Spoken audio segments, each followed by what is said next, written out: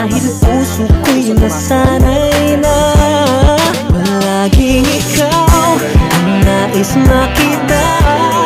Ganyan lagi ang aking nadarama. At bakit ikaw ang siyang minahal? Ang aking inibig ng tunay. Huwag mo lamang sanang sasabihin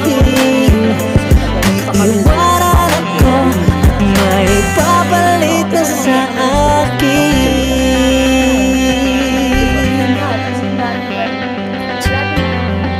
Ay, ako na to. Huwag mong sasabihin mayroon ka nang ipag-iliw. Baka hindi makaya kung mawawala. Punto na niligawan mo. Nadating pa sa punto na niligawan mo siya sa loob ng bahay. Yes! Kasi parang yun ang naging hadlang eh. Ako na yung sasagot. Yes, of course. Huwag ka na mahiya. Yes, of course. Yes, ako na sasagot. Yes, of course. Yes, yes, yes.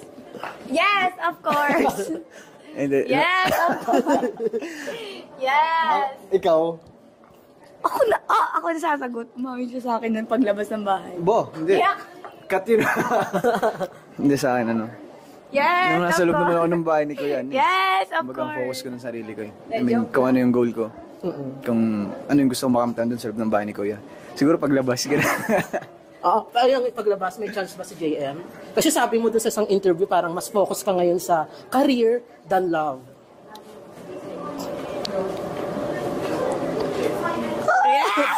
Sobrang oo. Oo naman, yes. Why not, diba? Bakit naman hindi? The way niya lang akong alagaan, the way siya mag-care, the way niya akong i-guide. Why not? Saka kung wala namang pag-asa, pilit natin, di ba?